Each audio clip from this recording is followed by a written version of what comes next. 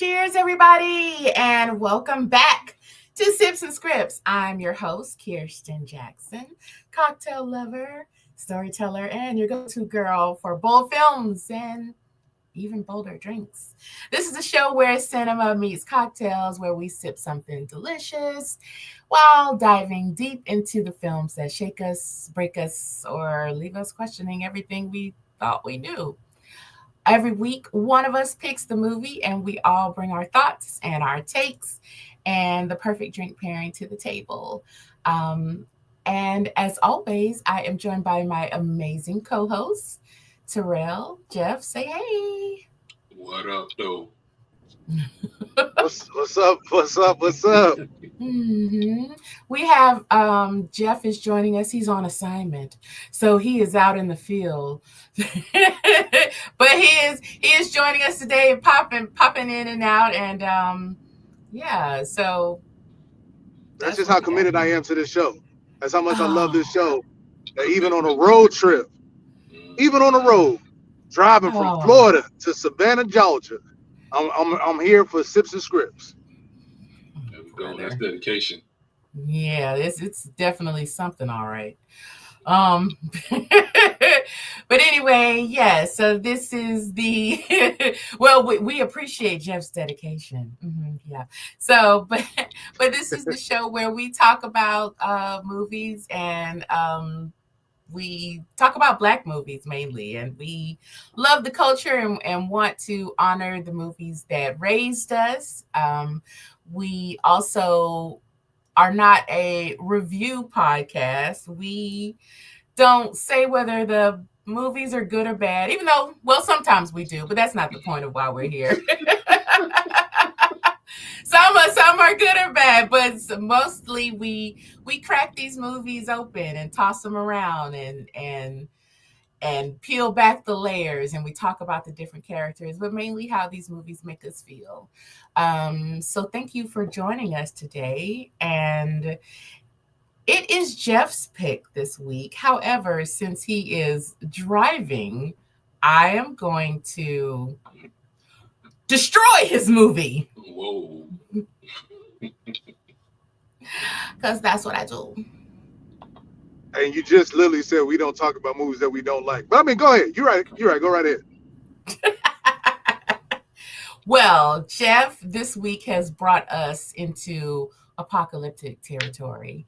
And we are talking I Am Legend, the 2007 post-apocalyptic thriller starring Will Smith and the dog.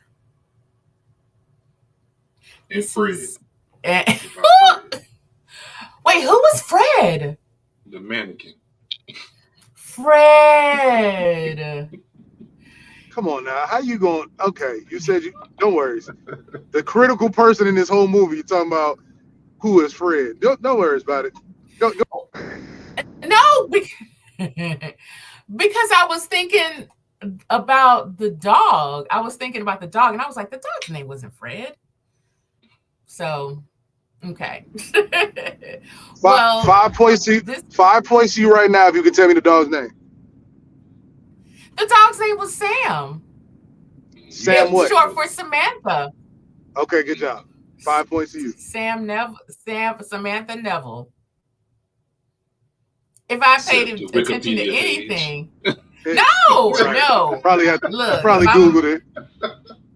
Probably reading the back of a DVD. To anything, it's going to be the dog in the film because, that was such a sweet girl. But anyway, so yeah, this is a solitary survival story that hits hard, isolation and sacrifice and all of that. And those terrifying Darkseekers, is that what they were called? You can call it what you want. I call it terrible CGI, but yeah, Darkseekers. There you go. Ooh, Jeff, are those fighting words? No, I mean you're pretty much on point. But you gotta think about you gotta think about the time that we were in. Yeah. Like this was like the year 2000. What? When did the movie come out? 07. See, In 2007. That was probably top-notch CGI for 2007. But 2025, yeah, nah, probably not. Yeah. Well, if you're like me and you're watching this for the first time, brace yourself, because it's a doozy. So here's trigger warnings for those joining us. Gun violence, disease, animal death. So just letting you know. And if that is too much for you, then we'll see you next time. But we're gonna continue on. Just wanted to throw out those trigger warnings. So let's open up how we usually do and talk about our history with the film. Did you, my host, did you guys catch this one in the theaters back in the day, or was this a streaming discovery later on? Terrell, I'm gonna throw it to you first. Okay, so I did not see this in the movie theaters. I do remember I saw it once, and I was really hyped to see it. But then after I saw it, I was like, that wasn't it. And then I never watched it again until we had to watch it recently. No, I saw it one more time at the barbershop, and my son was like, "This is pretty good." And I was like, "It's not as bad as I remember." Oh, okay. that is so interesting because you are such a Will Smith fan. And I am always Will Smith. That's all you have to say about that? That you... Yes. You asked me earlier, yes, my dear Jeff. Yeah, you said it was fighting words earlier, but now those was fighting words. I don't know what Terrell was talking about. That wasn't it. What? Are you serious right now? Okay, all right.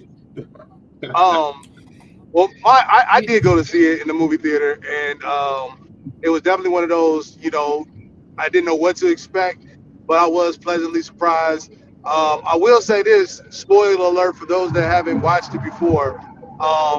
The alternate ending didn't come out until the DVD was released, and you had to get like the special DVD with the alternate ending. So I will say, the two endings definitely make a big world of a difference. But in terms of my history with the film, I went and saw it at the movie theater, and it was dope. I thought it was a really good movie, and saw it multiple times on DVD and on streaming platforms. It's one of those cult classics for sure.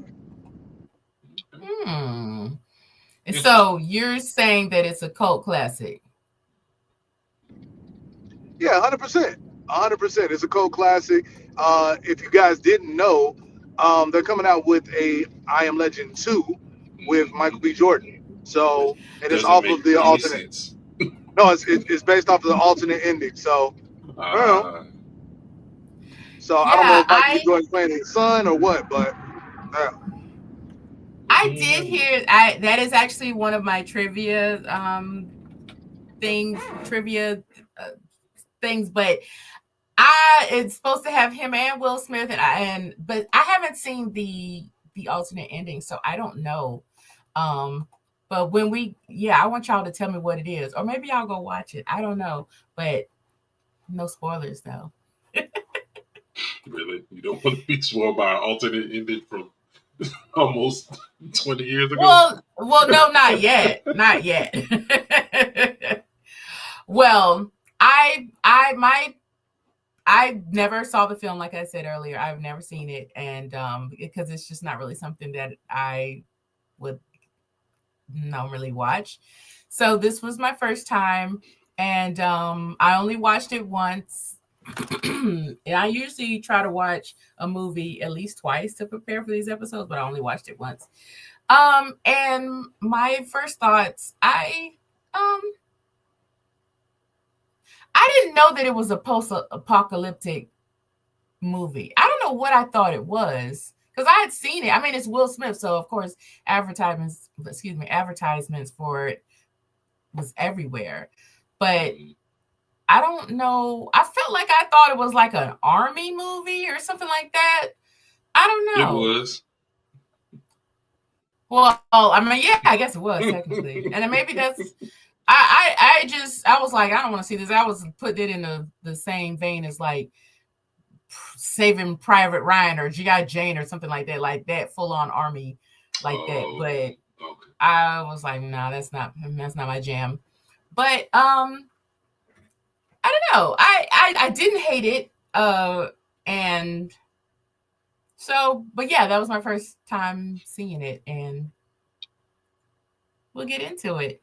But all right, Jeff.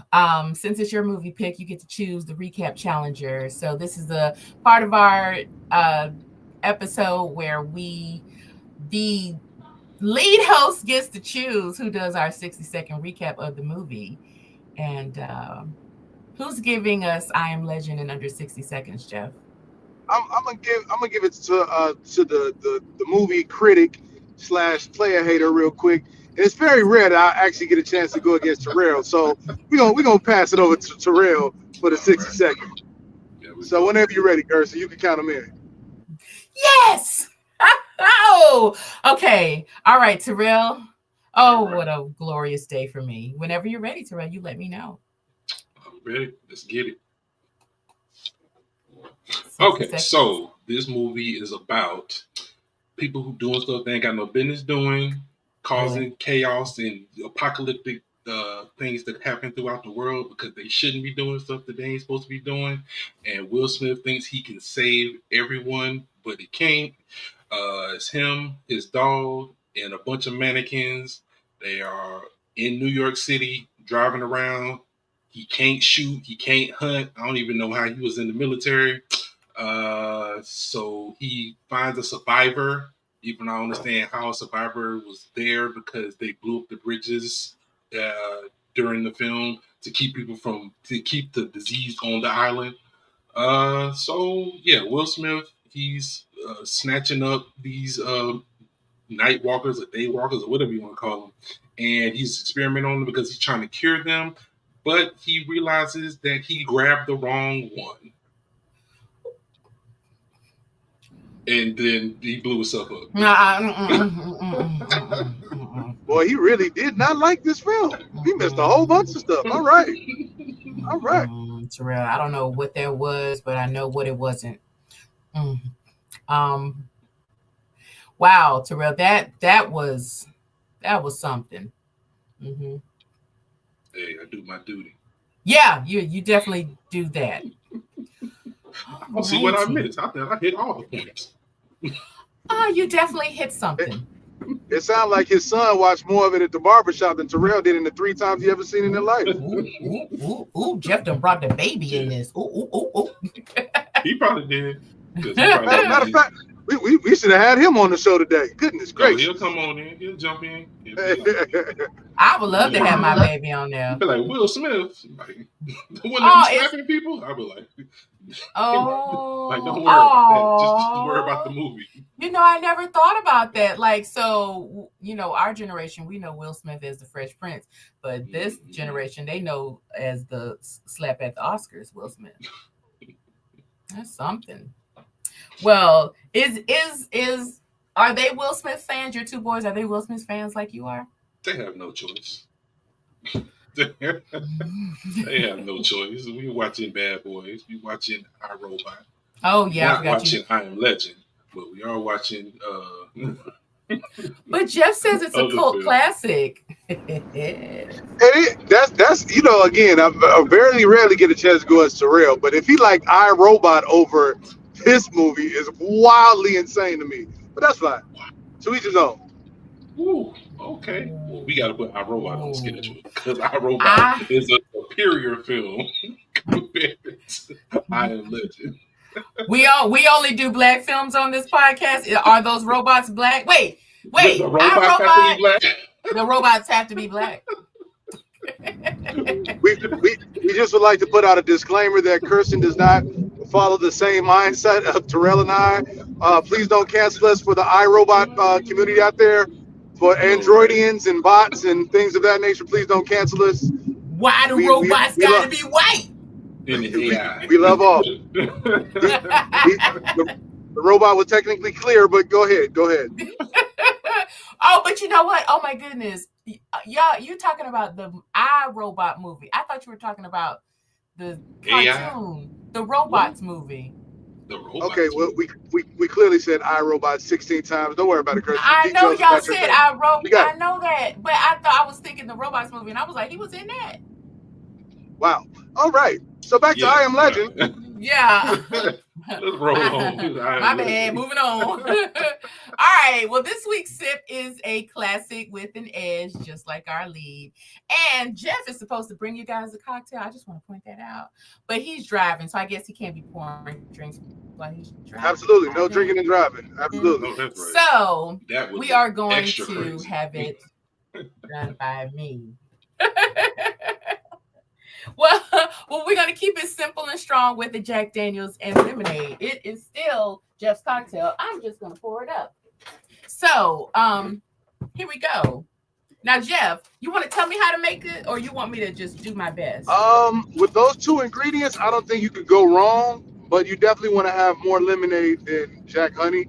So I would do about 2 ounces of, I would do 1.5 ounces, 2 ounces of Jack Honey, and then 3/4 of Simply lemonade if you got it. That's my lemonade preference, but lemonade will be fine, and maybe about 3 ice cubes, and you're good to go. Okay, well, thank you for the instruction. I'm going to do what I want. So, all right, well, moving. I do not have Simply lemonade. Literally asked for no reason. Clearly asked for no reason. Can you give me some guidance on this? Yeah. Well, I asked because I wanted to see if the guidance was going to align with what I was going to do. And it kind of did, but then it kind of didn't. So I don't need the guidance anymore. All right. So thanks, Jeff. Shut up. All right. I don't have the regular Jack. I have this gentleman's Jack that you kindly gifted to me, Jeff, because you're such a nice fella. And I'm going to use 2 ounces of it. Nice. So that is what we were going to do. Which Jack would you use if you were pouring, Jeff? I mean, the last time you asked me for it, I don't think it was welcome. So I don't know if I should really answer this or not. But Jack Honey and Lemonade is my favorite. It's a very summer drink. It's very refreshing. But Gentleman Jack is definitely a go-to as well for a non-traditional Jack drinker. It's either Jack Honey or Gentleman Jack. So I think you're in good company right now. Thank you. Thank you so much for trusting my judgment. So I don't have the Simply brand of lemonade. I have the Aldi brand. So that's what we're going to use today, okay? And I'm going to... lemonade? Yeah. Oh. And limeade and strawberry lemonade and all that stuff. And so I've got the Aldi brand of lemonade, and I am going to do... I've got my glass of ice with my spirit already in it. And we're going to do 4 ounces of lemonade with the 2 ounces of Jack. And I'm not going to shake it. I'm going to build it in my glass and give it a stir with my little cocktail stirrer here. And away we go. And here we are. And that's a pretty good choice. Very simple. Very simple. And straight to the point. Straight to the point. Just like our story here. Mm-hmm. All right. So before we crack this movie open, let's give a sip of history. Whiskey and lemonade has roots in Southern bar culture and is known for being an easy, crowd-pleasing mix. But in the world of I Am Legend, I think it feels like something Dr. Neville might drink on the rooftop after a hard day of being by himself, and doing that terrible hunting that he has been doing that you mentioned throughout. Jesus, I ain't never seen nobody hunt like that. All right, guys. Y'all. This movie gave me more questions than it gave me answers, and but we'll talk about it. So let's break it down. I Am Legend is a 2007 American post-apocalyptic action horror film directed by Francis Lawrence and starring Will Smith as U.S. Army virologist Robert Neville. And it is based on the 1954 novel by Richard Matheson and follows Neville as he survives in a deserted, infected New York City after a genetically modified virus wipes out most of humanity. The film was a box office hit and it earned $585. $585 million. I'm like, man, I knew the movie. I ain't like it, but I ain't know it was that bad. That movie did good. I was gonna say, Jeff went and said, I saw it that many times. That was all Jeff money. Oh, don't tease baby Jeff about his movie. I'm fine with it because $585. We definitely not even making the film. That ain't even the first scene. That's a good weekend. What you talking about? It earned $585 million globally, and that is against its $150 million budget. Critics praise Will Smith's solo performance, and though some weren't fans of the changes from the book, especially the ending, and in 2020, like Jeff mentioned earlier, it was revealed that a sequel is in development with Will Smith reprising his role as Dr. Neville, and Michael B. Jordan is attached to the project. So the film was released on December 14th, 2007. Some behind the scenes trivia. Will Smith studied isolation and PTSD with real life survivors and military professionals to prepare for the role. The film used real New York City locations, including a $5 million scene and 6-night shoot on the Brooklyn Bridge. The dog Sam was played by Samantha Neville, for Jeff there, was played by a German Shepherd named Abby, who was later adopted by her trainer. And the film opened to the largest ever box office for a non-Christmas film released in the US, and it was the 7th highest grossing film of 2007. And last, the mannequins in the video store were intentionally moved between scenes to subtly disorient the viewers. So yeah, that's our behind the scenes trivia. So let's get into it and ask some questions to chew on while we sip. Jeff, do you want to talk to us about your movie?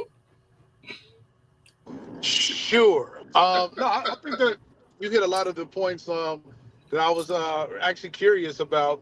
One of the things about that the announcement was made in 2020 because, like, you know, it's different when you actually go back and watch a movie. Like during the time in 2017 or 2007, I mean, nobody was really thinking about, like, you know, outside of movies like Outbreak or, you know, a couple other viral, you know, medical viral videos, not internet viral. You know, we really didn't have anything to kind of reference that to. It kind of was like something that was heard of but not really heard of, you know what I mean? But then living through it in 2020 with, you know, COVID, it kind of gave very much so. And if you remember during 2020, a lot of people was like, man, this kind of feels like I Am Legend, because we was all in the house and, you know, the government shut down the entire world at this point, you know what I mean? Not just the United States, but the world was shut down. So it was very much so like, yo, what is this? You know what I mean? And it's always something that's interesting when you can't see something, like you're afraid of this virus, but you can't even, it's airborne or whatever. You don't know what happens. But in this movie itself, you know, the people that got infected turned into the night seekers, night stalkers, daywalker, whatever movie you want to call it from Blade. But, you know, and then, you know, just imagine being the only person that survived, if you will, right? And trying to find a cure.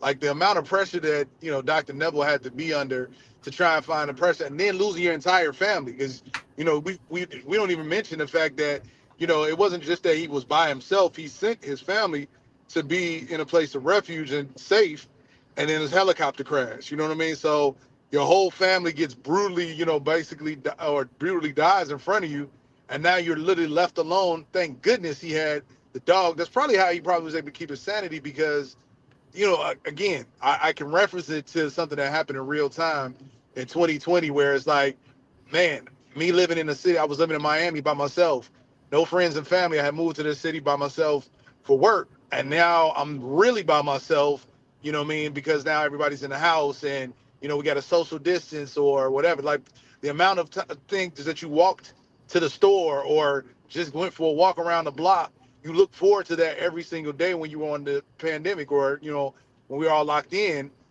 Makes sense a lot in the movie. Whereas, again, we kind of learn how to, go through our daily routines, whether it was working out, like you saw Will Smith working out, whether it was going to back then. And again, this is going to date us in terms of our age, but back then we had to go to Blockbuster to get, a video or DVD rental or things of that nature. So renting one movie at a time so he doesn't blow, his routine out.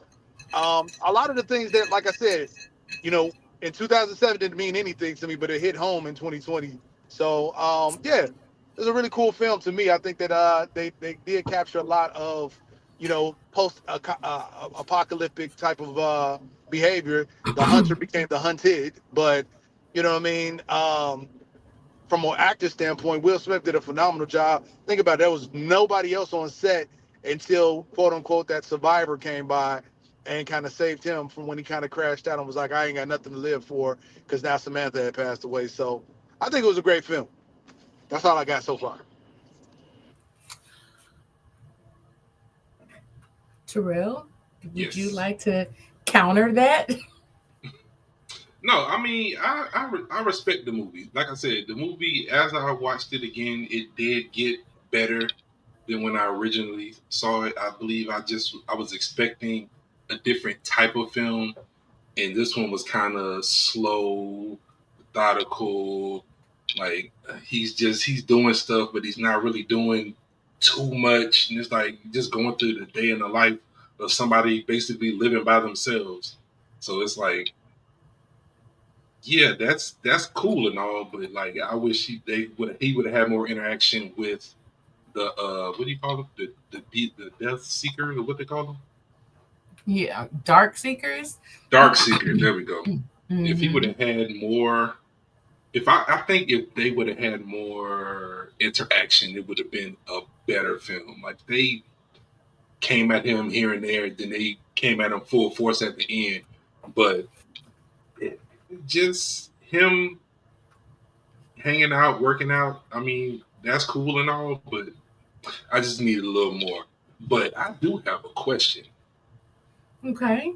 Do you all think we are headed in that direction where, because everybody knows we're always trying to perfect something, work on something to get something better, always just working to get to the next. Do you believe we're headed in a direction where something like that could possibly happen, to where it's out of our control and it's basically wipes out a whole city or a whole state or the whole United States, some kind of viral infection like that, just based on us tinkering with with biology and different viruses and trying to prevent things and stop things from happening?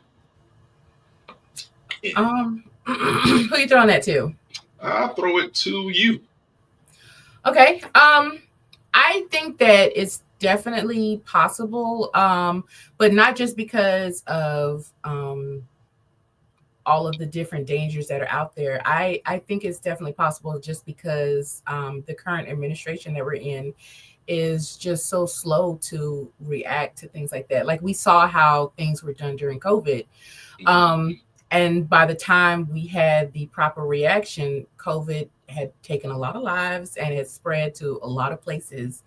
And I felt like there was so much energy used to blame China, which, is really neither here nor there because the virus is here now and Yes.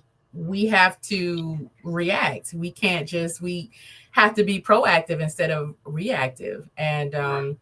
it was like the administration was so focused on laying blame that they forgot to actually do any work. And I mean, our current president, who was the president before, was telling people that maybe we could hook up light bulbs and kill the virus with UV rays, and or drinking bleach. And it was just like, this is what we have. So I think, and I think that anything is possible under any leadership, but at least I can get on board with someone that's actually trying, that's like addressing issues and using real life science and proven scientific measures, behind their efforts, but just randomly spitting out foolishness it was a sad time, like, listening to press conferences around that time.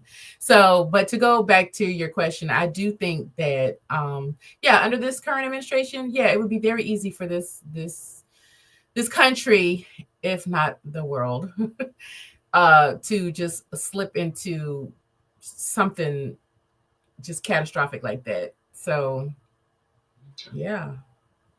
Mhm. How about you, Jeff? What do you think? Yeah, like I said, in 2007, it didn't mean nothing to us, right?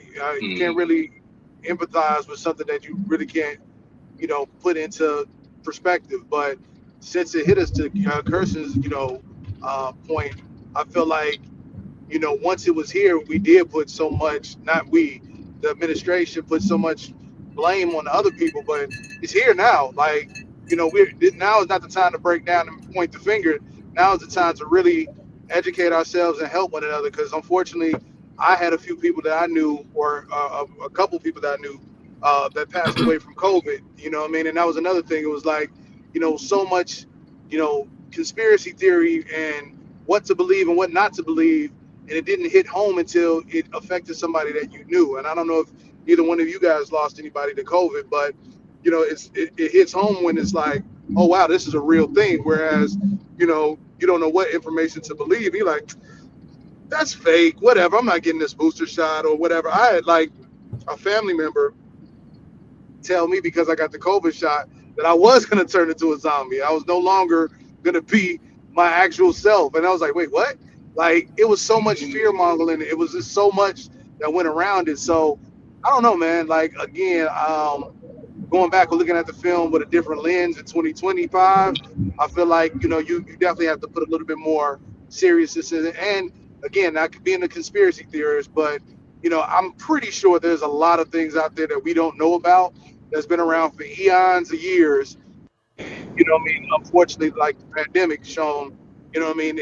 Some of those secrets get caught out to the detriment of other people. What I mean? There's a lot of casualties to some of those secrets. And I'm one that basically says, hey, I don't want to know about it. You know what I'm saying? Like, I just want to live my life and just die and go out, live my best life, and hopefully I can affect some people in a positive manner while I'm here on this earth. Don't tell me about nothing that's apocalyptic. I don't want to know nothing about what's coming out. If there's aliens out there, God bless you. I love you. Jesus love me. Let me just die and live my life. I don't need to know nothing that don't have nothing to do with Jeffrey Mills. Let me just die and live my and then life. live. That's it. And if I'm really putting the bid in, please let me die in my sleep. If I gotta be very technical, like, hey, listen, I don't even want to. Don't let me fall from a burning building or a crash or nothing. Just let me just go to sleep and never wake up again. That's all I need in my life. That's it.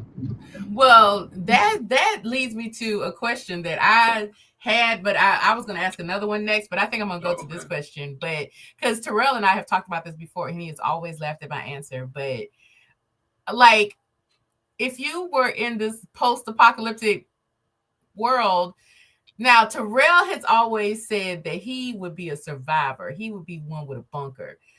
I would be dead. I know I would. And I gladly go out like that. And I'm okay with that. So Terrell, is that still your answer? You with a bunker, you fighting for your life and your wife and your kids, or Yes, and I'm going to find one person that I know can help me.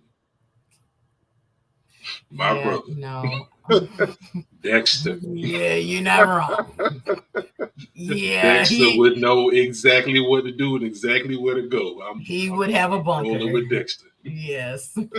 Yes. Yeah, I would be dead. I would be in the first row of people that would be dead. Cause You ain't even gonna try. You ain't gonna attempt.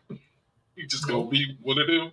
Because why? What am I surviving for? One of them why? clear monsters. Why would I survive? Why? What's the point? I mean, toward the end, I mean, Will Smith did get the vaccine. I mean, he got the stuff. He worked toward a goal. He completed the goal. He didn't go with the goal. Well, I guess he did now. I wish they would just change the ending of the whole film. If they're going to do a sequel, they just no. I mean, they need to put that out because what we watched, they showed the original ending. But if you're gonna come up with a sequel, they need to release just that with that alternate ending, so people will know, like, okay, well then we can use that for the second one. But if you like, we gonna come up with a second one, we gonna use the alternate ending. A lot of people haven't seen the alternate ending. Yeah, I'm one of them. I'm gonna help you out, Kirsten. He survived. So instead of him dying, he survived. So that's the only difference in the alternate ending, is that he actually survived and gave the woman back to the Darkseekers or night, whatever they're called, the CGI, the monsters, the CGI monsters, the CGI monsters. He gave the woman back that was having an asthma attack and was in, or either that she was going to labor. Did you see how she was breathing? So whenever he put the vaccine in her, she got her little she was doing the percolator. He gave it back to her, and then they lived happily ever after. So that's the alternate ending. He just survived. That's the only difference. But I do want to answer Terrell's question though. So it's interesting. One other thing I appreciated this movie, right?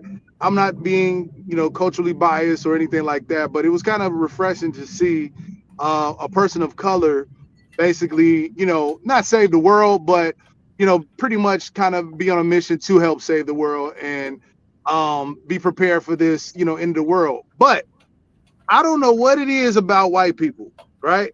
Possibly because I'm not a white person, but they always are stocking up. And literally, I've had about 5 or 6 conversations with some of my white friends. Like, yeah, in case the zombie apocalypse happens, I got all this ammo and I got all these canned foods. And y'all remember the pandemic? People were buying toilet tissue like crazy and water and all that. It's like they are really stocking up for whatever the end of this world is. And again, I stand behind what I just said. I don't want to know. I don't want to know. If I don't have enough Charmin to get me through whatever's coming down the pipeline, so be it. I'm with Kirsten. Like, I'm gonna go out guns blazing now. I ain't gonna say I'm gonna just sit there and be like, just take me through the first wave. But hey, if it's my time, please sign me up. Give me the first class ticket.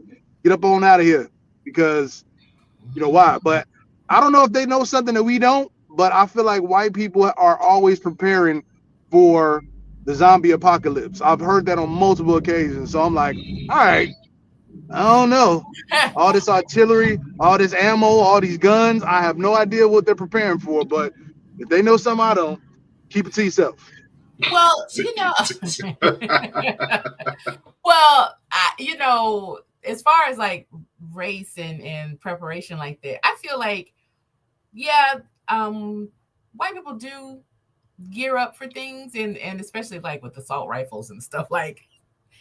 But Black people, we know how to survive, and we've had to do it. Mm-hmm. And so, that's why I'm surprised you just like, I'm out of here. Like, why? Because I'm not a survivor like that. My mental health is not set up like that. Destiny's Child will be so disappointed in you, Kirsten. And that's okay. And I'm fine with that. Listen, hey, I accept who I am, because I know that. So, our main character, Dr. Neville, you could tell that for the most part, he was sane, but it was like he was on the edge and was losing it sometimes. Because when he was screaming at the mannequin and going back and forth to the store to get the DVDs one by one, I know me. If I just woke up and where I'd be done scooped all them DVDs up, and I would take them home, and I would go to the grocery store, and I would scoop up all the snacks and groceries and shit, and I would just take all that home, and I would go to the liquor store, and I would scoop all that up, and then that's how I would prepare. And I would go home, and I would sit in front of the TV until I just die. That's the movie I want to watch. I was about to say that's depressing. Actually, we did watch that movie. That was called The Whale. He did exactly that. I don't want to see that.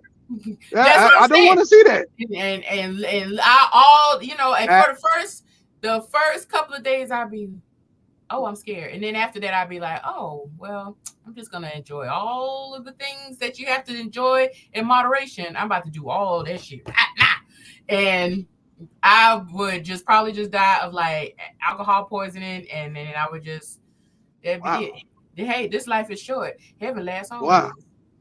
Wow. Well, on that note, we would like to respond by saying, please drink responsibly. Two things that we learned from this episode: we don't drink and drive on this episode, and we don't have alcohol poisoning. So, please remember to drink responsibly. Thank you so much, Kirsten Jackson. I'm just hey, put your disclaimers out there. I'm just telling you how it is. Because why? Terrell, you have always said that you're gonna be a survivor. Why? Because I don't want to die. Yeah, and but I damn sure don't want to be one of them little monster things. Okay, but why?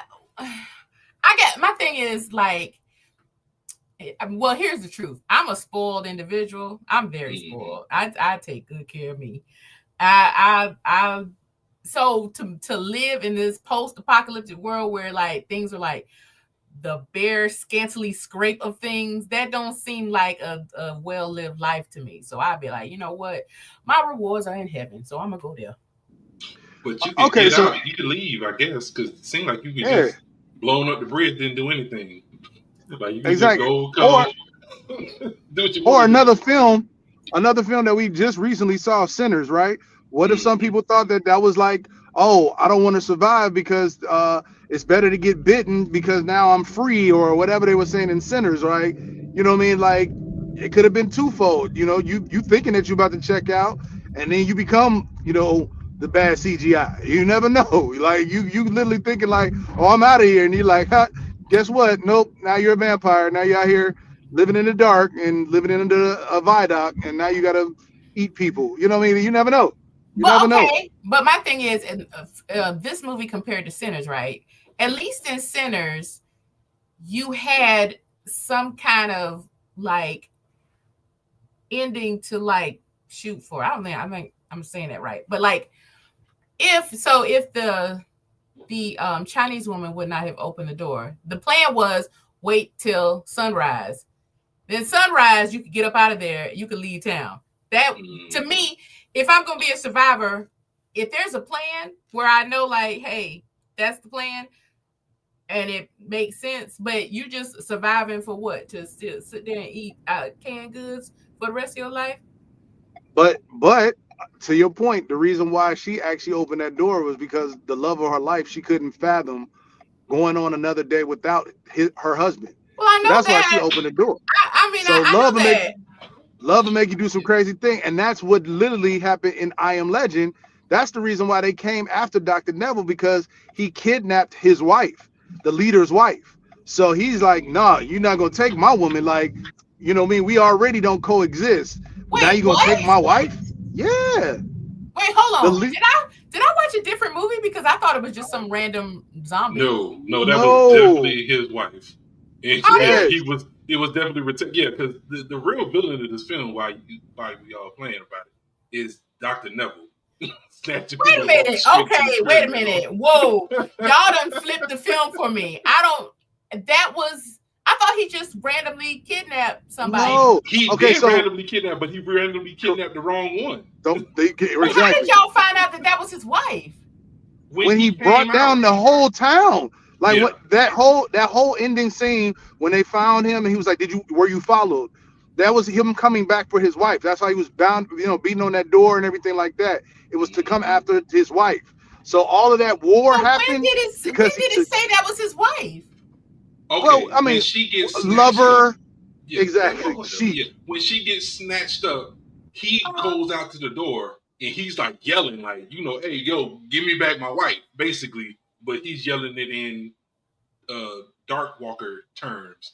So yeah, when he's like brazen the sun to yell at Will Smith when she gets snatched up and taken away.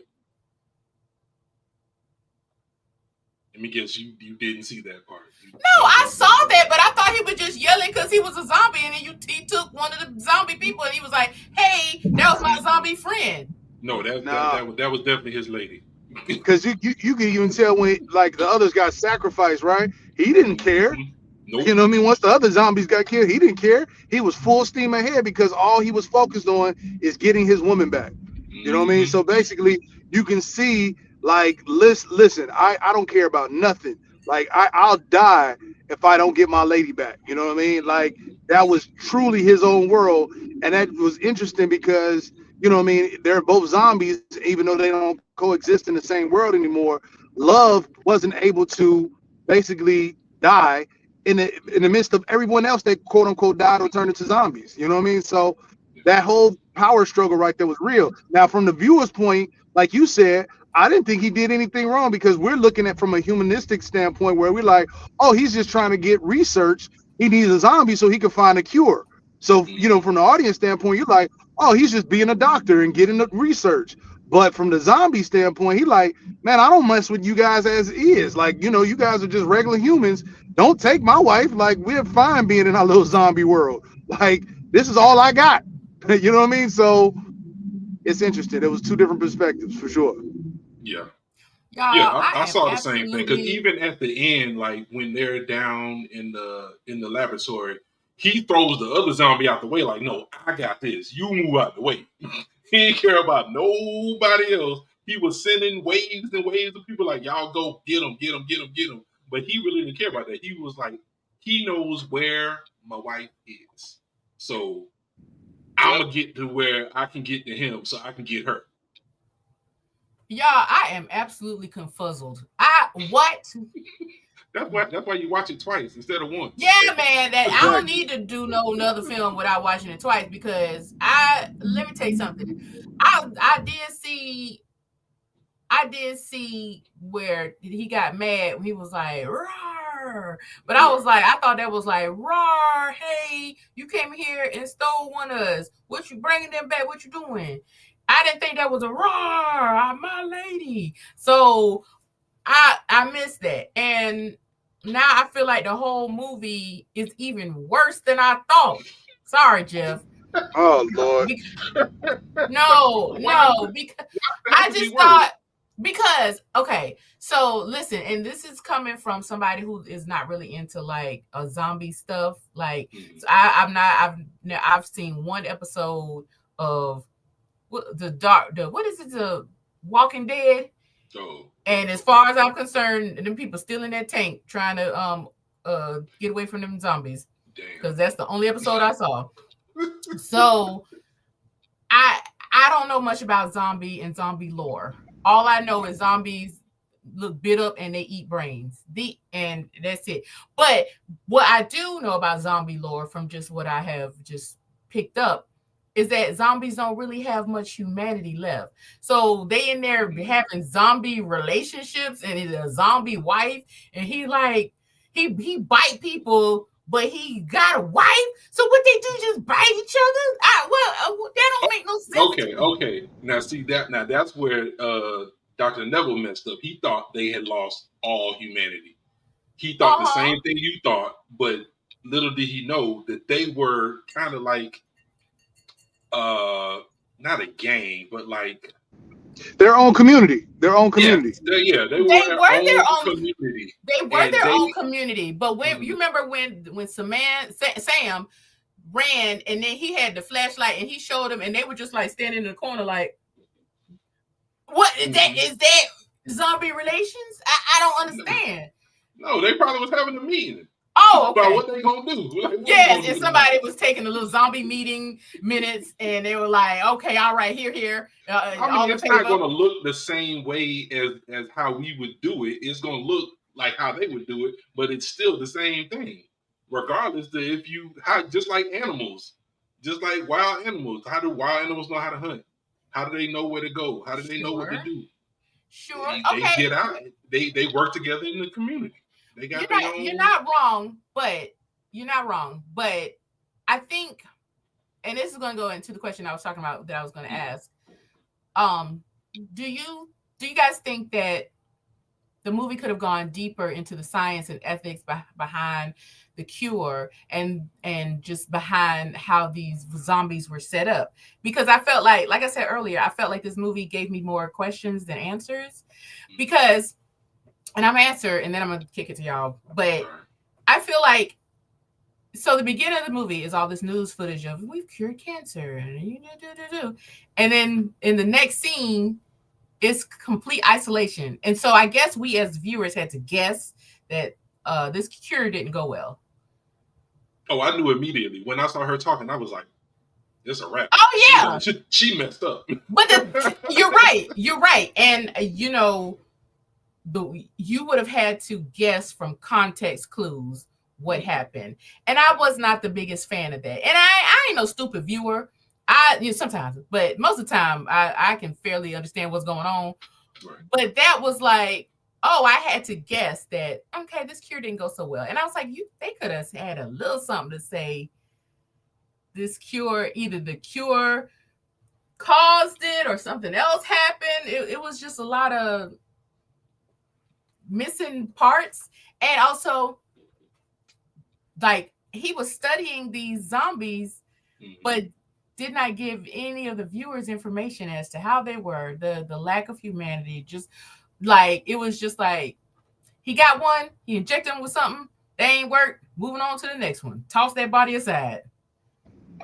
But that's how science is done, right? Because you got to think he was testing it out on lab rats for a while. You know what I mean? So he needed a human specimen, and there's no other humans out there except for these zombies.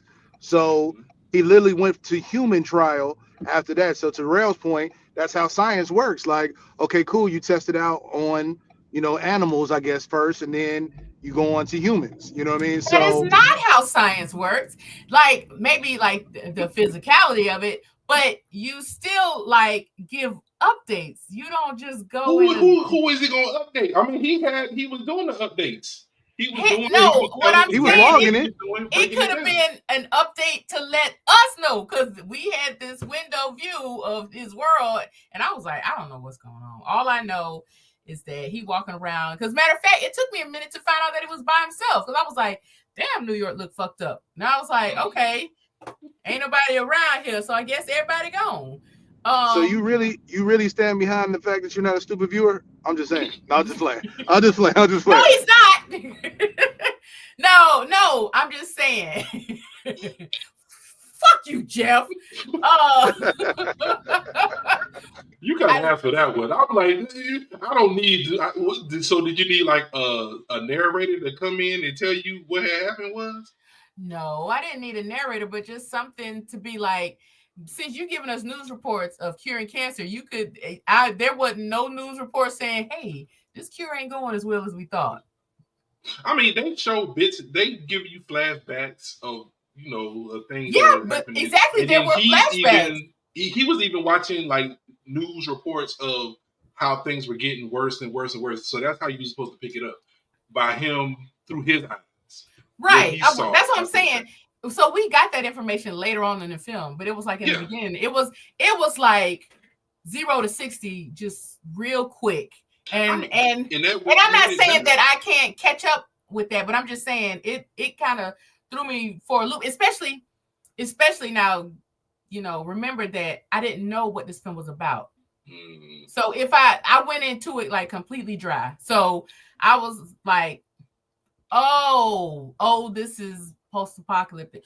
Oh, this is a zombie movie. Okay, like, and maybe I should have read like a paragraph about it, but I was just like, I'm just watching it. So it took me a minute to be like, oh, okay, well, all right, this is what we're doing. Okay, all right, we're doing that too. Okay, cool. So maybe I don't need to watch movies. Watching the trailer would have helped you. I think so, because I didn't even watch the trailer. I read nothing. I watched the trailer. I didn't do anything. I just chose it, paid for it, and watched it. Yeah. Wow. You also almost survived 20 years of not watching the actual film that came out in 2007. Yes, I did, Jeff. You damn jerk. I did. I had never seen it, so But yeah.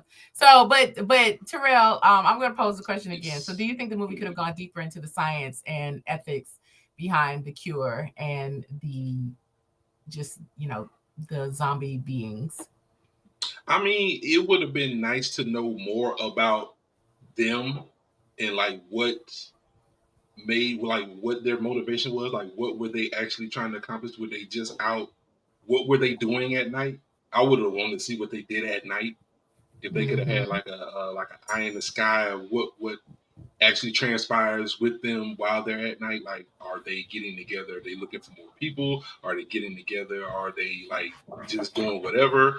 Now that would have been something interesting. But I followed what was going on during the day and what he was doing, what he was trying to do, the science behind everything that he needed to get done. Because like you say, he's a virologist and he already, that's his field. So he's basically already into it. I'm pretty sure before it actually broke out, he was already privy to what was going on because he's like a colonel, right? Right. Yeah, so he's a colonel, so he pretty sure his level is top secret. So he knew what was coming. So he basically jumped ahead, which is why I'm pretty sure he had that fancy lab and all that other stuff set up for him in the basement, so he could get that started while things were starting to spiral out of control. So I mean, I guess I just use just like my my knowledge of these type of movies to know that that's what was going on, and he needed to hurry up and get a cure, which is why he would do the vlog where he would show what was going on and show exactly what he was doing. And I guess he might have been transmitting that out to the outside world, or if somebody would have come across it, if he wasn't around, they'd be able to replicate what he had already started and things of that nature. So I mean, Hmm. I didn't need to see, like, from Will Smith's point of view, like, so what are we doing today, Dr. Neville? Like, who was he talking to? It's just him. Yeah. So him and the dog. Like, come on, Sam, what we doing today? Like, it was like, do what you Yeah. need to do. And but yeah, I would definitely wanted to see what the nighttime was like, other than with him being involved in it when he was. I guess he was ready to end it all after Samantha died. Yeah. Yeah. Well, Jeff, what about you? How do you feel? Sorry, what was the question? Could the movie have gone deeper into the science behind the cure and the ethics behind the cure and just more about zombie life? Um, no, because to your point, like you said, in terms of not really being a big fan of zombies, I'm not also. So it wasn't like the movie really, gave you a choice per se about zombie life. It was kind of like, well, you're thrown into this story and you're trying to figure it out. Like, well, what's going on? Like, what now is down? You know what I mean? Like you said, at first instance, you're like, what happened to civilization in New York? What happened? So it was almost like it was everybody kind of at the same time, organically, the audience as well as the characters were thrown into this life altering situation, and you had to figure out, well, okay, what are we going to do? So if we just kind of made it more science based, or if we just sat there and talked about zombie life, I don't think it has the same type of flair. I don't think it has the same type of you know captive audience, if you will, because you're either gonna love about zombies or you're gonna geek out about science. Either way, you're gonna have to figure it out. Gotcha. Okay. Well, okay. Well, any any other points of the movie we want to discuss? I want to talk about the ending because we haven't even talked about the what was the lady's name that rescued him? Yeah, that's gonna be something I'm gonna The talk about later. butterfly. The butterfly lady. Because What were you about to say, girl? that I, that part didn't make any sense to me. That was part of the movie where I was like, huh? You and a child Well, came I Anna. could Her jump name in was on Anna. that if it didn't make sense to you, I could explain it to you. Yeah, go ahead, please do. 'Cause that when I saw her, I was like, how did you get So here? so we talked about science, we talked about zombies, right? Hmm. That was the spiritual element of the entire film. meaning that was quote unquote whatever religious belief you believe in, whether it's a God, an angel, whatever. That was who came and saved him. So medicine couldn't save him; only Oh, God could. okay. Okay. Jeff, that was the shittiest explanation I've ever heard. And I just want to say that Clearly, we know who doesn't go to church. Okay, so first of all, you're not wrong. But no, I'm just saying, like, I think what Terrell is saying, like, I understand like the spiritual aspect of it. Like, it was like God brought this person to him, but it was still like, But how? girl, like, girl, what you doing out here, but girl? but that's exactly what it was supposed to mean, because it was like, okay, where did you come from? He even said it in there. There is no God. He was like, Mm, we everyone that he knows is dead, and basically his mind can only fathom something that can be explained in formulas and research. So this was a spiritual act. It was literally an act of God. And you're like, wait, what? Like, what do you mean? There is no colony where survivors. It kind of reminded me of the last Wolverine movie when they was like, no, it's a colony and people are safe and, this is the rest of it. And like, no, it's not. Everybody's gone.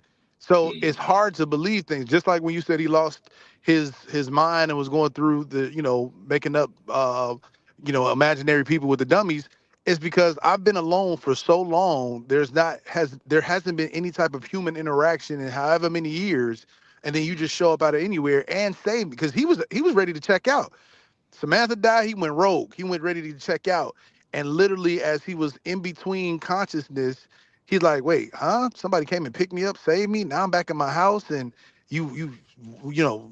Patched my wounds and everything like that. Like literally everything about it that did not make sense can only be explained as an act of God. And that was the angel. That's why the butterfly wings and everything like that, that was the symbolism of this angel or whoever came and saved him. And, literally that's what the ending of the movie was like they're getting ready to go on to whatever place to, live with the other survivors out there, because there was more of them. So I think if I had to forecast what's to come in the second one, it's probably going to be diving into like that world of survivors. You know what I mean? Like the people that actually did survive the virus. Hmm. That was interesting. I never thought of it that way, to be Man, honest. fuck Jeff. Yeah, Jeff just you just said like, it was a bad job. Now it's too deep. I see. Like, what you want from me? I'm just realizing that when it comes to these movies, you be giving these movies a lot of grace. And you're just like, you see, this is what the director was trying to convey. It was a spiritual revelation between, and now that it was some bullshit. And Jeff, I'm sorry. Like, So Yet you Dr. still Neville watch is Tyler like Perry Medea Moses. movies. Oh yeah, you get it. Yeah, Exactly. you what watched did the he say? newest one. Anybody who watched the newest Tyler Perry Medea movie, then yeah, we can't really rock with what you're talking about. I rest my case. You know what? I'm so sick of this bromance y'all got. I'm real tired of y'all. Anyway, yeah, I did watch the new movie, Tyler Perry and movie, and if y'all don't shut up, I'm putting it on the calendar. No, please don't. Yeah, that'll fix y'all negroids. But no, I mean no, but Jeff, no, I understand what you're saying, and I got the correlation like that. I guess the filmmaker was trying to put together, but it was still just, I don't know. This movie just did not have enough information for me, because it was like, girl, where did you come from? And the way you talking, Jeff, and apparently the way the director wanted us to receive this, it was like she just dropped out of the sky. It was his guardian angel. He was ready to die, but she appeared and saved him and saved the movie. And it was just like, Save the movie. I mean, and it was just like, okay, but can we get a little backstory? Like, who are you and where did you come from? And it's just like, it just wasn't That's enough for me. But I they mean, must have ran out of the $583 budget that you said earlier. That's I probably why. think so. If they just had $600, we might Yeah, have been they able to got it. get that. We might have been able to get some of that. But Um, no, I just I understand that there are some movies that you are going to have to watch and just like piece things together. But I also just feel like sometimes we just don't get enough information, enough for things to make sense. And I will even say that I get it. If this was a world that didn't make sense anymore, but it was a lot of pieces to to try to string together by yourself. And it was like you were just sitting there holding faith in this director's ability to tell this story and just like taking whatever they give to you. This woman just came out of nowhere with her child like that. Did we even get the kid's name? Like it was just kid. And then I don't know, maybe I was doing something while watching this movie because when he was like, "You ate my bacon," I was like, "Oh, they in his house." I didn't even realize it was in his house. I didn't know where she took him. So I didn't understand how she knew where he lived. Damn, that's another question. Like now that part definitely was bad writing for sure, because you know what I mean. Oh, like, so you agree with Terrell? Well, when I say shit, okay, all right. That's because Terrell makes sense. No, just okay. All right. That was another question. Like, and then she knew where he lived and knew how to get him home. And wasn't he up some stairs? Like, I mean, it was just like, oh, you know what, y'all? My bad again. Paying attention to the details. Remember, he was putting out the broadcast. She got his broadcast. So he was putting it out there with it. He was like, I can provide food, shelter, and protection. So maybe she knew where he lived because he was putting out on the broadcast every day his address. No, he was saying meet him at that pier, meet him at that dock. Oh, okay. Where he was sitting Jeff, every day. you tried it, Jeff, but no. I tried. No, but that's how she found him, though. That's how she found him. He did not say, yes, I'm at such and such West Chestnut Street. You can come up the stairs and ring the bell. No, he said, meet me on the pier. So, it was just a lot. And then it's like, she didn't say nothing about the calling, and she was just like, it's there. And even though he did not give her much chance to say anything about the calling, because he automatically was like, yeah, he was upset, and she pulled that gun out quick. Like, and that was the only thing that made sense in the movie. That makes sense. But and him going crazy about the bacon, it was just like, this movie, it was an interesting watch, but it just didn't have enough information for me to be like, this is a fully fleshed out apocalyptic movie.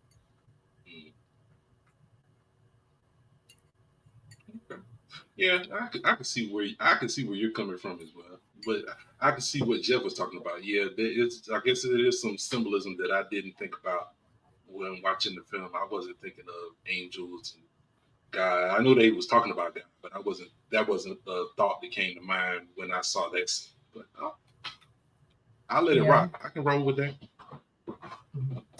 Well, well, did we have any other questions? Did we cover all parts? Jeff, are you okay? You want to come off mute, or are you crying right now? What are you doing? No, you guys shoot up my movie. That's fine. It's still good. I guarantee you guys will watch the second one, though. Because that's not the thing. Like, so many bad movies, sometimes you're like, man, let me see if the second one is better than the first one. It's funny because you can mess up a sequel, or sometimes the second one can end up being better than the first one. So, if you didn't get a good impression on the first one, I don't know. I'm gonna say my prediction is that if this movie is released, and I think it'll be better than the first one. I think it'll be good, and the reason why I say that is because, one, this is going to be a world that's after COVID. It's going to be a world that's after like the major success of zombie movies, films, shows, franchise, and all that stuff. So they're going to have to put a lot more into this film than before if they wanted to reach audiences and land well. So I think it'd be good. And plus, Michael B. Jordan's on. So yeah, I'll watch that. Mm-hmm. Really? Yeah. Real creepy with that one. Sound like an old auntie. No. I'm not even one that's been like crazy like over Michael B. Johnson because of his looks. I do think he's just a good Who is Michael B. Johnson? Michael B. Jordan. Is that what I said? His Jordan cousin? Johnson. Yeah, I watched a Michael B. Johnson film too. Sounds like it'd be funny. But but no, Michael B. Jordan. I would watch that. I mean, and especially after that incredible performance in Sinners, like he is on my radar like never before. So but yeah. Y'all ready to move into best worst weirdest? Yep, let's roll them.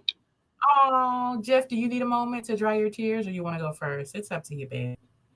Well, I've already talked about the best moments of the movies. I think you guys are just really hating on this movie, so you guys can go ahead and finish killing it and rest it to peace. That we're fine. Whichever one you guys want to go with first. Well, Terrell, how about you show them how it's done then? All right. Okay. Best part of the film, I enjoyed Will Smith. His acting is always superb. But the thing is, every time I see Will Smith, I just see Will Smith, no matter what. I guess it's just him. But he is an excellent actor. But the cast, well, he was the cast. The dog, I enjoyed the dog thoroughly. I think the dog was doing his thing. The worst part of the film was the CGI. Even when he was riding through New York City in the Mustang at the beginning of the film, I was like, this looks terrible. The deer looked terrible. The monsters looked horrible. I was like, this is sad to see. Like, if y'all couldn't do it, y'all could have did it a different way. It could have been done differently to make it look like he was actually riding through New York streets, abandoned New York streets. But whew, man, the CGI was it was hard to watch.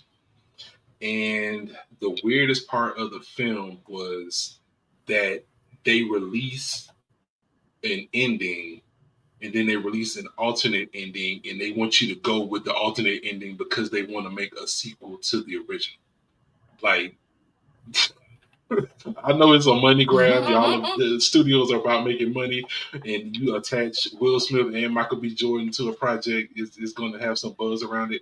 But you have to do better. If you're going to do a sequel, then you need to release the cut that people are going to see when they go to see the sequel. Because at the end of the first one, he definitely dead, even though he wasn't.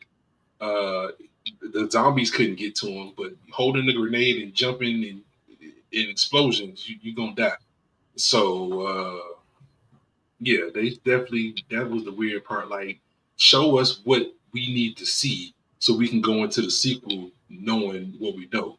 Because if you just show me the end of this film, I'm like, Will Smith is coming back as what, a ghost? Like, what is he gonna be, like a force ghost helping Michael B. Jordan through his trials and tribulations?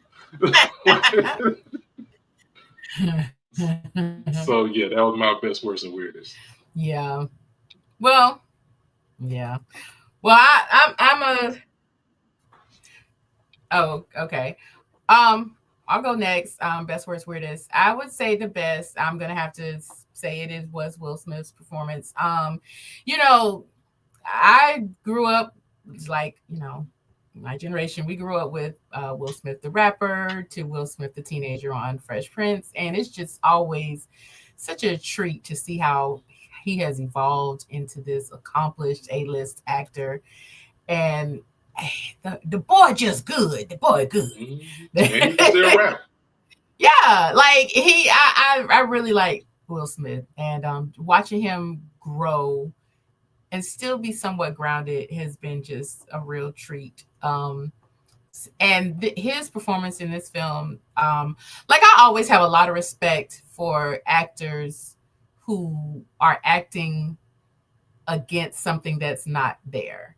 And what I mean by that is, like, when you have actors that do movies with puppets or do movies with pets or do movies like with CGI, like, they're literally acting like it's like a tennis ball on a stick or something like that, and to be able to have a full range of emotion while, acting against like something inanimate or something that can't talk back it's impressive to me. And he did deliver a full range of emotions in this role. And It was a really good performance. I would say I the worst, going to what you were saying about the CGI, like the CGI was pretty bad. And while you were talking, I was thinking, maybe that might have added the slice of humanity to these zombies that I was looking for. If maybe instead of CGI they use practical effects, like how they do in Walking Dead, like they just do makeup. And if it would have been a zombie like that, then I'd be like, okay, I can see that this is a man that had a wife. Because it, like, the CGI literally just turned them into monsters. They didn't, and maybe that's, I don't know, maybe that's what they wanted us to think, like, because that's what the doctor thought, like, just steal one of them. They don't care.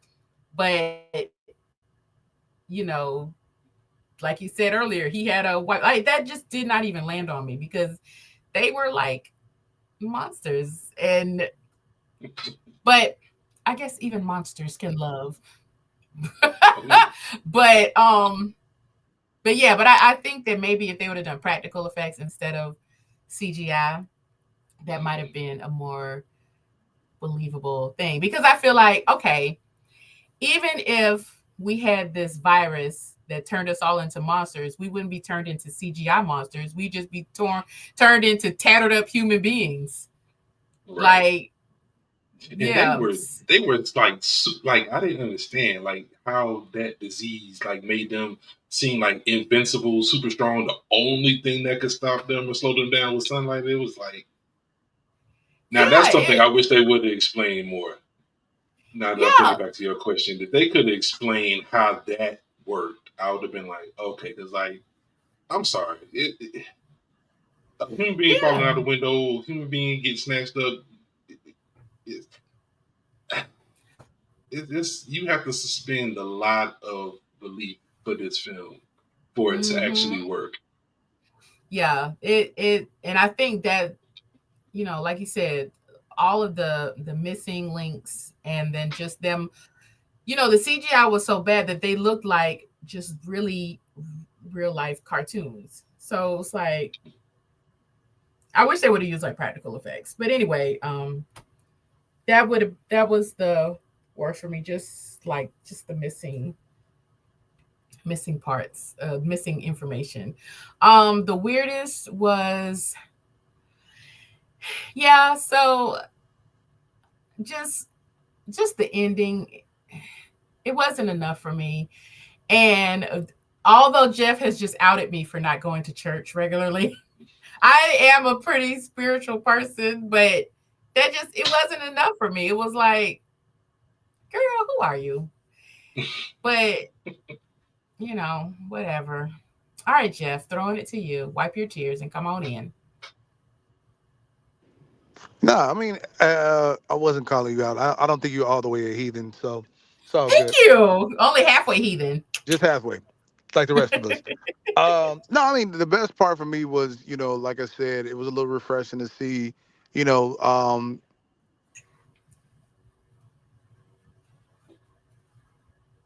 Did we lose Jeff? Oh. Okay. Well, that's okay. I'm sure he was going to say glowing things about the film. It's his film. He enjoyed it very much. Of course. So, and it was a spiritual interference that we didn't have to listen to that. So, just kidding. We love you, Jeff. Well,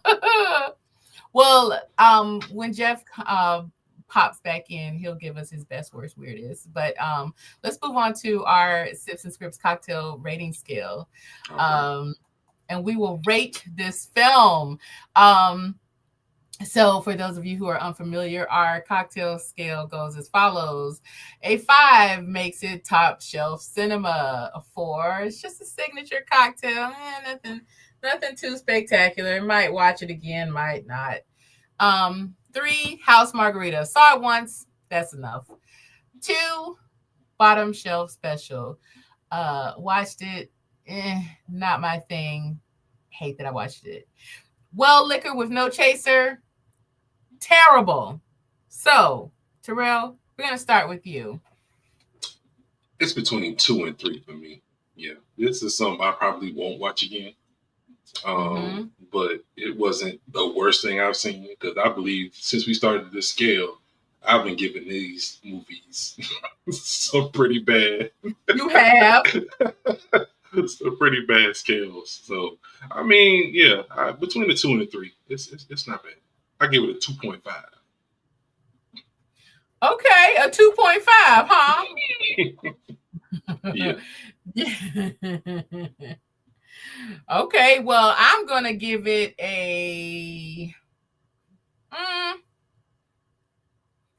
gonna give it a 3, which I know is higher than you thought I was gonna give it. But Yeah.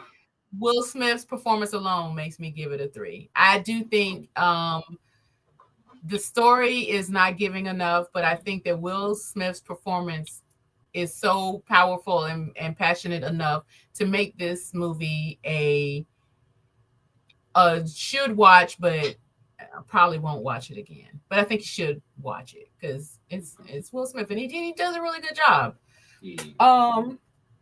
So that's me. That's how I feel. Well, Terrell, what are you binging this week? What have you been watching? Let's see. I watched newest Fantastic Four. Watched the newest Superman, and I started watching Ironheart. So mine's kind of like all superhero related viewing. What is Ironheart? I haven't heard of that. Ironheart is a Disney Plus show. It follows Riri Williams, who makes kind of like her own Iron Man armor. Really smart young lady from Chicago. And yeah, just shows just her ups and downs. They're trying to get her armor going. She was in they introduced her in Wakanda Forever, the second Black Panther film. Oh, so, okay. And I doubt you saw that either. So whatever. Well, we have a comment from Jeff, who is now joining us. He says he gives the film a 7, and he's definitely looking forward to the second one. Jeff, just you know what, Jeff, log off for me, baby. Just log off. He says he's in a bad spot. He thinks that the zombies got his phone. So, well, thank you, Jeff. Ugh, a 7, gee whiz. As far as what I'm binging, I'm not really watching TV right now. For the last 2 months, I haven't really been watching TV, but every now and then I'll watch it in my office. And I've been watching this Netflix show called Red Rose. It's supposed to be like a horror show about teenagers. Okay. I haven't heard of it. When did it come out? Is it a new release, or is it something that's just been on Netflix for a while? I think they just put on Netflix, but it was like 2023. So and it, I want to say it's like set in the 90s or like the 2000s. So or maybe the next decade. I don't know, but it's not now. But it's pretty good. It's a BBC show. Okay. But yeah, so that I don't know why I started watching it, but I've been watching it. It's pretty good. And there's only one season, so I was like, I can knock that out, and I'm almost done with it. But it's been pretty good. So yeah. Jeff says he is binging old episodes of New York Undercover. You know what? I said I was gonna do that. New York Undercover. It's a lot of shows that I watched back in the day that I'm like, I didn't give enough credit to it. I need to go back and rewatch them. So I rewatched Girlfriends. I rewatched Living Single. I rewatched I rewatched Rock, and I rewatched a couple of things. I said I'm gonna go rewatch Family Matters, Fresh Prince, and New York Undercover. So I'll make my rounds. And rest in peace to Malcolm Jamal Warner. Yeah. Who tragically passed away, I think it was last Sunday. I know. What a sad week. Mm-hmm. that bummed me out so bad. And Yes, like, I really didn't share much about it because, like, usually, as an influencer, you like kind of like share that stuff. But I don't know, I've been kind of avoiding it, and I just realized like his death and like Michael Jackson's death probably affected me the most because they were such a part of the fabric of our childhood. And these people raised us because we are the sit in front of the TV generation. Like, right, exactly. Our parents went off to go do whatever, and we sat in front of the TV. So, so these people essentially raised us, and so that was a very sad bit of information to learn this week. So, but yeah, but yeah. Well, that's our show. Troy, you have any final thoughts? No. What's coming up next? What's next on it? What are we talking about next time? I truly don't know. We'll have to announce that. I'll have to look at our calendar. Okay. Yeah, but just want to give people a little preview in case they wanted to watch it ahead of time, and I think that's a marvelous idea. We will announce the next episode in a few days so that you guys can watch along with us. So, but yeah, so that's our show. Thanks for tuning in to Sips and Scripts. We dove into this post-apocalyptic loneliness and legendary performances and plenty of Darkseeker chaos. All while sipping on a Jack and lemonade. Follow us on Instagram and Facebook at Sips and Scripts Podcast, and visit sipsandscriptspodcast.com for past episodes, recipes, and to learn more about your hosts. So if you have a film suggestion, don't be afraid to send us a DM or email us or whatever. But until next time, cheers. Cheers. Bye. Be safe out there, Jeff. Bye, Jeff.